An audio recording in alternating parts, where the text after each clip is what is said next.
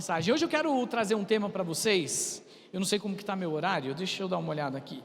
Eu quero trazer um tema para vocês, que Deus falou no meu coração sobre isso. Nossa, eu estou super dentro, mais ou menos. Que Deus falou no meu coração sobre isso, e eu quero falar sobre trazer a presença de Deus neste lugar. Hoje, na hora da oração, Deus tocou no meu coração para a gente fazer esse tempo, para que a gente possa atrair a presença de Deus. Mas tem algo, e eu até falei aqui, que Deus não resiste. Deus ama um coração arrependido. Ele ama um coração arrependido. Quando você se arrepende, quando você volta o seu coração para Ele, Ele tem um amor. Ele fala: meu filho. Isso não quer dizer que é para você ficar pecando e se arrependendo, pecando e se arrependendo, pecando e se arrependendo, pecando e se arrependendo toda hora, que também Deus não é bobo. Mas quando você tem o seu coração contrito, quebrantado diante dEle, Ele ama isso. E eu quero lembrar, e por isso a palavra de hoje, de que antigamente, no Antigo Testamento, Deus não se manifestava a todo tempo. Deus, ele se manifestava pontualmente, era pontual. Ele se manifestava naquele momento, ele se silenciava, ele manifestava naquele momento, ele silenciava, ele estava todo o tempo com o povo, mas ele não, ele nem era todo o tempo que Deus falava. Alguém lembra da história de Samuel? Aí Samuel não conhecia aquela voz, né? Aí ele foi lá no Eli e falou: o senhor me chamou? Não, Samuel. Ele não conhecia a voz de Deus. E a gente vai chegar nesse ponto e entender aonde está a presença de Deus hoje. Antes disso, eu quero falar um pouquinho sobre o tabernáculo de Moisés. Eu vou pôr uma fotinho ali. Isso daqui é a representação de como que era o tabernáculo de Moisés. O tabernáculo de Moisés, para quem quer anotar aí, depois vocês podem dar uma olhada em Êxodo, a partir do capítulo 25, depois no capítulo 37, você pode passear ali por Êxodo, e vai falar sobre o tabernáculo de Moisés. Deus deu, nossa, olha para trás ali na televisão como que está bonito, diferente, né? Mas tá bom. Mas dá para ter uma ideia de como que é o tabernáculo. E eu quero falar um pouquinho sobre ele. É ali que Deus manifestava, e Ele escolheu manifestar a presença dEle no meio do povo. É onde Deus estava presente, em um lugar específico ali, né? O tabernáculo, ele era portátil, ele podia se movimentar durante a peregrinação no deserto. Os levitas eram as pessoas escolhidas, os servos escolhidos, então, para montar, desmontar, cuidar da limpeza, cuidar de tudo que estava acontecendo ali. Eles eram o transporte também, eles que eram responsáveis por isso. Mas vocês percebem que no tabernáculo tem uma cerca ali? Eu quero fazer uma representação dessa cerca. Essa cerca, ela representa alguns limites. Ele é como se fosse uma proteção que Deus permite daquele que serve a Deus e aquele que não serve. Nós estamos do lado de dentro. Talvez para quem esteja do lado de fora e entrou aqui, faz de conta que a porta está aberta, entrou alguém aqui pela primeira vez, talvez tenha alguém de primeira vez, e viu a gente de joelho aqui. E falou: mano, esses caras são tudo doido. Babei. Esses caras são tudo doido. De joelho, mano, esses caras são tudo maluco. Mas o que acontece aqui dentro é um manifestar da presença de Deus. Deus já está agindo aqui. Existe uma proteção aqui. Gálatas 1:4 diz assim: que se entregou a si mesmo por nossos pecados, a fim de nos resgatar desta presente era perversa, segundo a vontade do nosso Deus e Pai. Essa cerca é como uma proteção.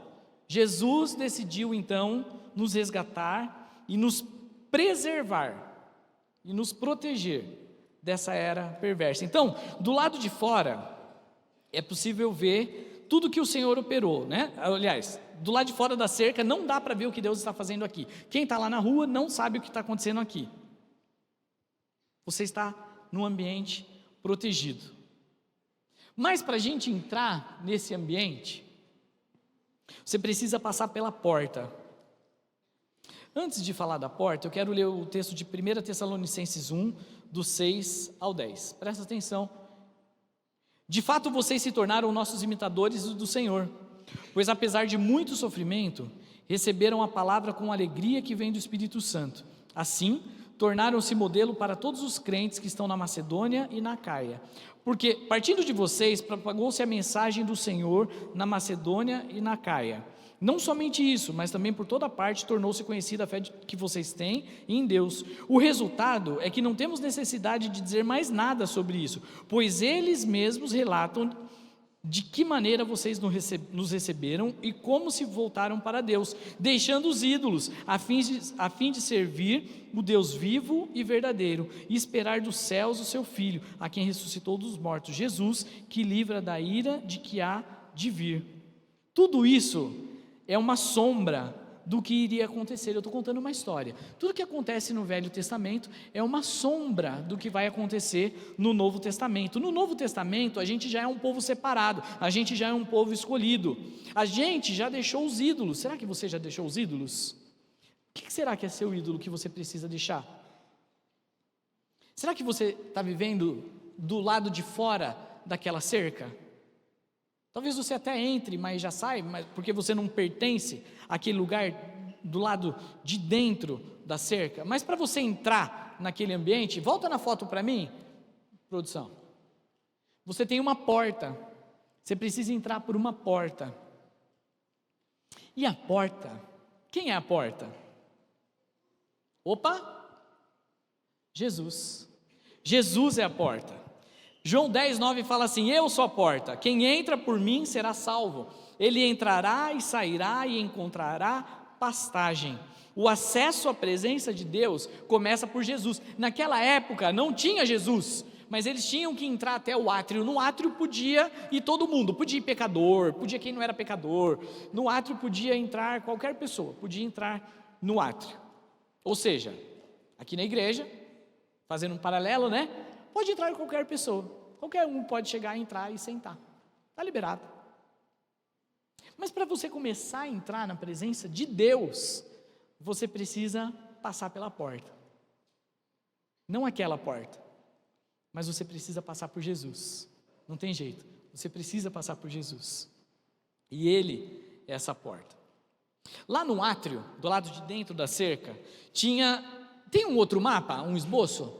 Vê se tem aí um outro. Isso. Do lado de dentro tinha então a pia, que era um lavatório, né? Tinha um lugar de sacrifício e de purificação, né? Tinha uma fonte, um altar de bronze. Aqui ficava todo mundo, como eu falei. Aqui podia entrar qualquer pessoa. Aqui era tranquilo. Mas ali Deus deu instruções específicas para Moisés de como que tinha que ser construído o tabernáculo. Está lá em Êxodo 27.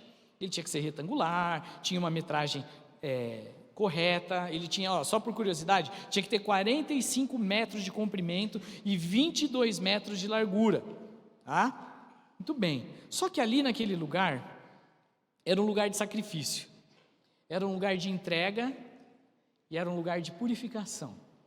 Opa, então calma, está começando a ficar claro. Qualquer um pode entrar nesse ambiente, no átrio? Sim.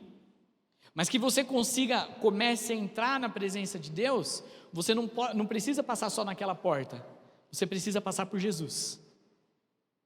Quando você passa por Jesus, o segundo passo que você tem que ter é entrega e purificação. Eu até anotei ali. Átrio significava um privilégio do povo de poder vir adorar a Deus. Ele era uma constante separação entre a presença de Deus e os pecadores. Os adoradores podiam entrar no átrio, mas eles não podiam entrar no santuário. Eles jamais poderiam acessar o Santo dos Santos. Veja só, podia entrar no átrio, qualquer um, mas ele não entrava no Santo dos Santos. Ali só uma pessoa que entrava. Antes do Santo dos Santos, volta lá na foto, tinha o santo lugar. Nesse lugar tinha o candelabro, as mesas dos, aqui ó, castiçal, tá vendo?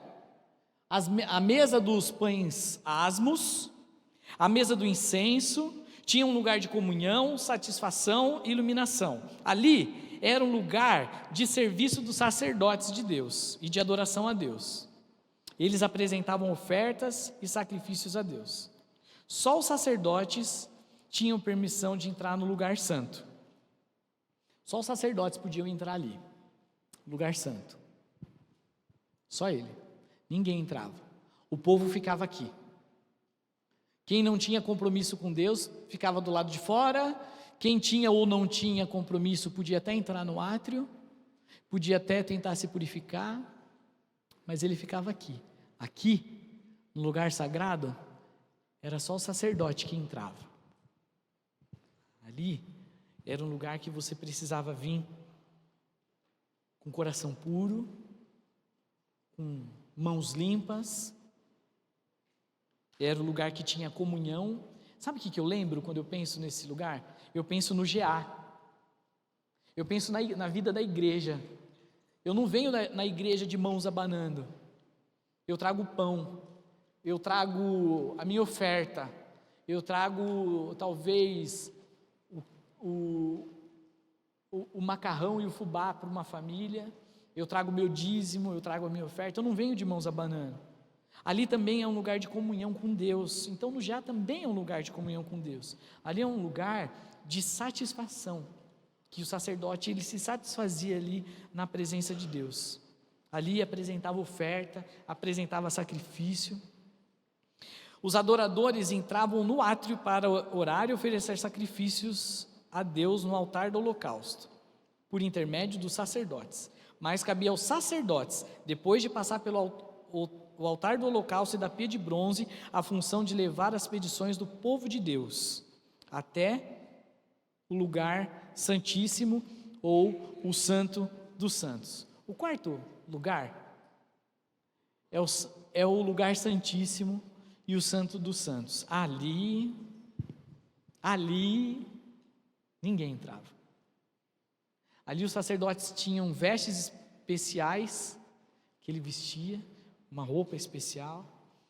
Diz alguns estudiosos, isso não está na Bíblia, que ele tinha até uma cordinha amarrada, que se ele tivesse em pecado, ele seria puxado. Isso não aconteceria, né? Mas ele seria puxado de lá. Na verdade, ele não poderia estar em pecado naquele lugar, que ele não passaria nem do lugar santo. Ele tinha que estar com a vida dele pura. Mas se desse um mal súbito, ficasse doente, passasse mal, ele seria puxado, porque ninguém podia entrar naquele lugar. Mas o Santo dos Santos era o lugar onde tinha a Arca da Aliança. Era o lugar onde estava a presença de Deus. Alguém sabe o que tinha na Arca da Aliança? Opa! Tá, fala um só, vou dar oportunidade para os outros. As tábuas da lei. O que mais? O que tinha dentro da arca? Cajado? A vara de Moisés que floresceu. Não, de Moisés não, a vara de Arão. A vara de Arão que floresceu. O que mais que tinha? Vejo que vocês precisam ler Êxodo. Lá tinha o maná. Alguém já respondeu ali, estava maná. Tinha um alimento ali, tinha maná. Mas ali era o lugar da presença de Deus. Não era todo mundo que podia acessar ali. Somente o chefe do sacerdote, o sumo sacerdote, ele tinha permissão de entrar no Santo dos Santos. Mas mesmo ele não podia fazer isso de qualquer maneira. Ele só podia entrar lá oficialmente no Santo dos Santos uma vez no ano, no dia da expiação, para levar os pecados do povo naquele lugar e pedir perdão e expiar os pecados do povo. Como é que... Talvez quem esteja no imersão aqui saiba, mas como é que se perdoava pecado naquele momento, naquele tempo? O chefe da família peregrinava e levava um animal puro para ser sacrificado neste local. Aquele animal era morto, então sacrificado, e era queimado, e era oferecido como sacrifício a Deus, e os pecados daquela família eram lançados sobre aquele animal, e o sangue daquele animal então representava e o queimar daquele animal representava que os pecados da família estavam sendo perdoados. Então sacrificava-se um animal naquela época para perdoar o pecado do povo. E aí eu já vou fechando. Passou a história, Jesus chegou. Não é mais necessário hoje queimar animais, sacrificar animais, derramar o sangue de animais para você ser perdoado. Quem que entrava no lugar santo e no santo dos santos? Somente o sacerdote e o sumo sacerdote, correto? No santo dos santos, somente o sumo sacerdote que entrava. Na presença de Deus, somente o sumo sacerdote que entrava uma vez no ano. Lá era um lugar de cura, lá era um lugar de restauração, ali era onde a glória do Pai desce. O Santo dos Santos é o nosso alvo da adoração. Só que quando Jesus veio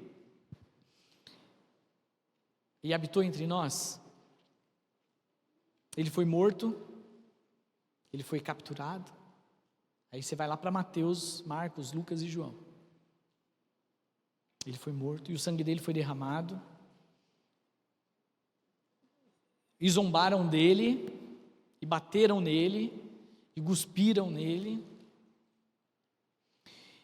E o pecado de toda a humanidade foi lançado sobre Jesus naquele momento. No momento que Jesus estava naquela cruz,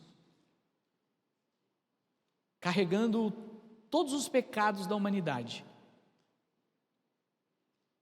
Antes de continuar, eu quero falar que ele estava carregando o meu pecado naquela cruz, ele estava carregando o seu pecado naquela cruz.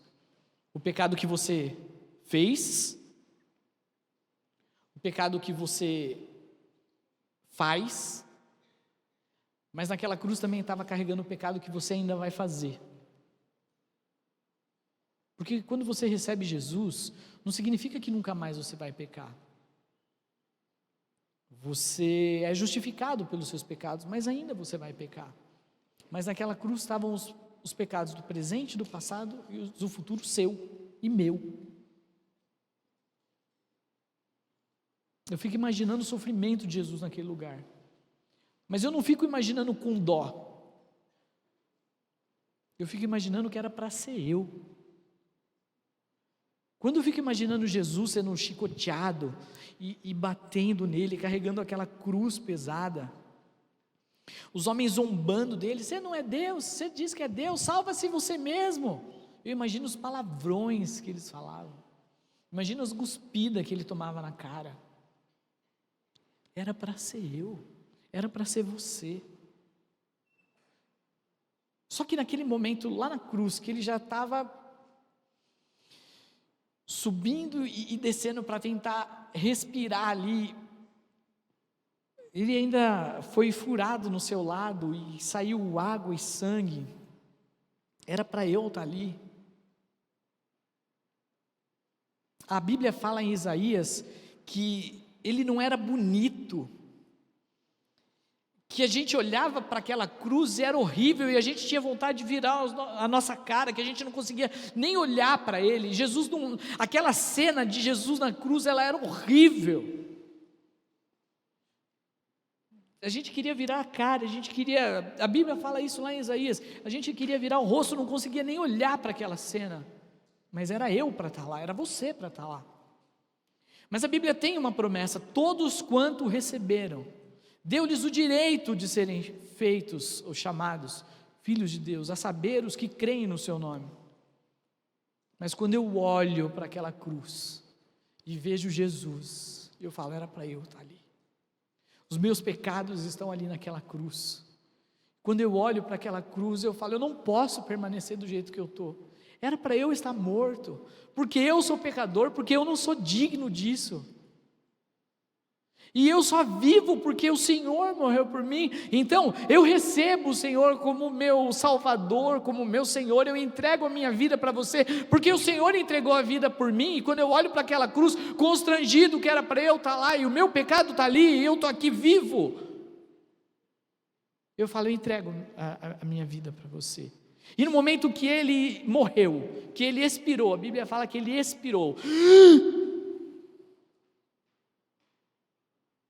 o véu do templo, já não era mais o tabernáculo, mas o véu do templo, que era feito de um monte de tabacou, um monte de tapetes costurados, ele se rasgou de cima a baixo. Volta na foto, Alisson, volta na foto para mim, por favor.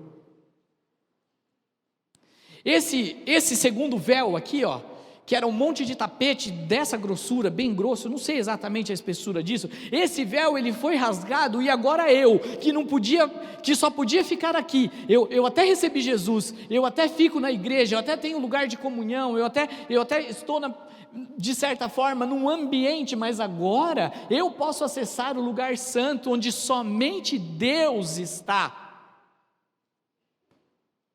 Somente o sumo sacerdote uma vez no ano podia estar lá, mas hoje eu e você, quando olha para aquela cruz, nós podemos entrar no Santo dos Santos. E aí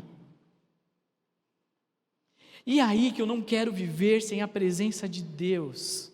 E aí que eu preciso trazer essa mensagem. Você não pode se conformar e não ter a presença de Deus todos os dias, porque hoje você tem acesso a Ele.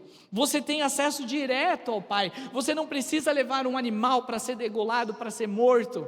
Você não precisa mais botar sua mão no animal e falar os seus pecados, mas você carrega a presença de Deus. Então, como é que eu atraio a presença de Deus? Ora, se todos quanto receberam deles o direito de serem feitos filhos de Deus, e Ele vai habitar em nós, e Ele vai estar conosco, Ele habita em mim, então eu carrego a presença de Deus. Mas o Espírito Santo pode se calar dentro de você, e ficar quietinho, e ficar caladinho.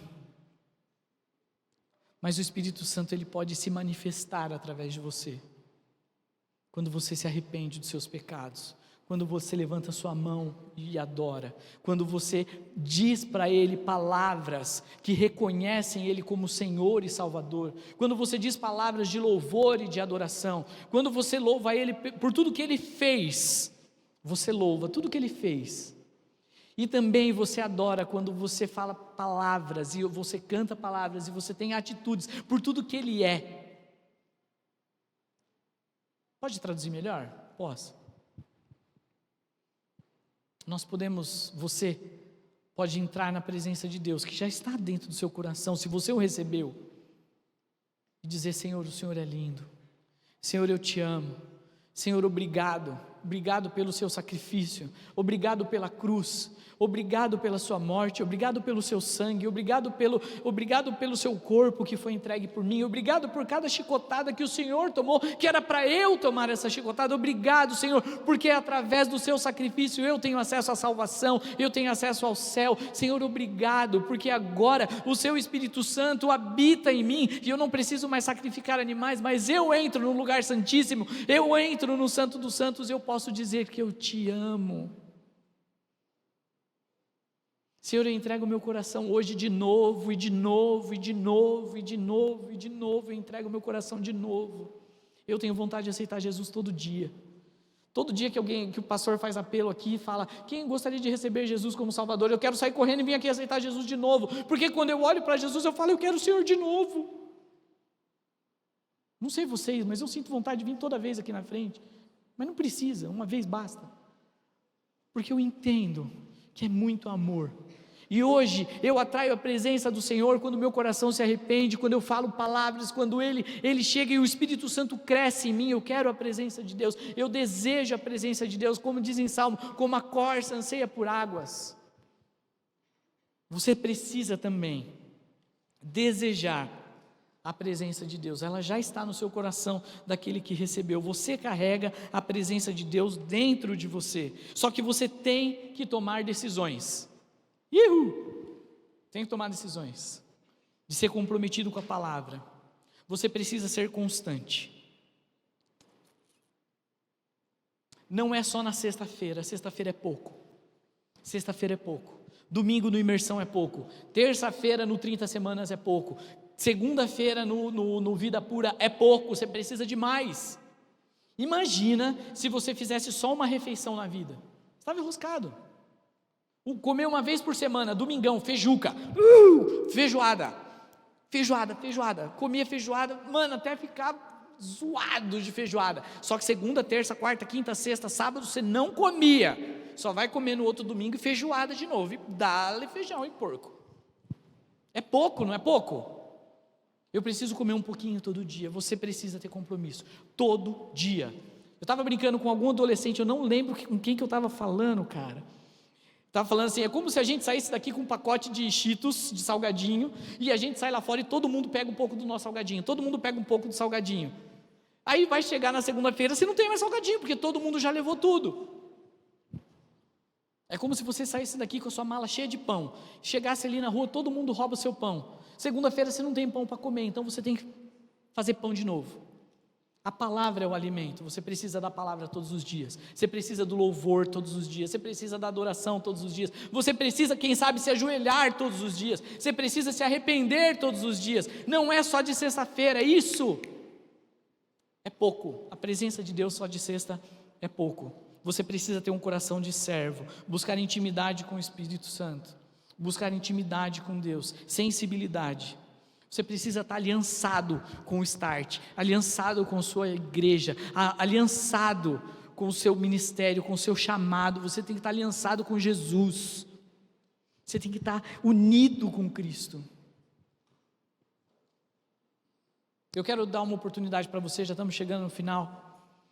Se você já recebeu Jesus no seu coração, glória a Deus por isso, mas talvez tenha alguém aqui, tem umas carinhas aqui que eu não conheço. Eu quero dar uma oportunidade para você, se você quer receber hoje, fazer uma decisão e receber Cristo como seu Senhor e como seu Salvador. Eu quero receber Jesus, eu quero ter minha vida mudada, eu quero entregar a minha vida como seu Senhor e seu Salvador. Feche seus olhos aí, eu vou fazer uma oração, você repete comigo essa oração bem baixinho aí no seu lugar, e eu vou dar a oportunidade de você entregar a sua vida para Jesus. Repete essa oração: Senhor Deus, eu entrego a minha vida ao Senhor, eu te peço, perdoa os meus pecados. Eu olho para a cruz e eu entendi que era para eu estar ali. Eu quero entregar a minha vida ao Senhor. Escreve o meu nome no livro da vida. Eu entrego a minha vida, seja o meu Senhor, seja o meu Salvador. Perdoa os meus pecados e me dá uma nova vida, em nome de Jesus, amém. Se você nunca fez essa oração, e você está entregando sua vida hoje, você entendeu o que eu estou falando, eu queria que você levantasse sua mão para eu te conhecer. Se você está entregando sua vida hoje para Jesus, levanta sua mão para eu te conhecer. Amém. Eu espero que você viva uma vida de compromisso com Deus, em nome de Jesus. Senhor, obrigado por esse momento, obrigado por essa palavra, que o nosso arrependimento, que a nossa vida com Deus atraia a Tua presença, porque a Sua presença, Pai, já está conosco, o Seu Espírito Santo já está conosco, e que as bênçãos do Senhor, o poder do Espírito Santo venha descer sobre esse ministério a cada sexta-feira, a cada dia, que eles possam viver uma vida nova com o Senhor a cada momento, Senhor. Te agradecemos por tudo, em nome de Jesus, amém.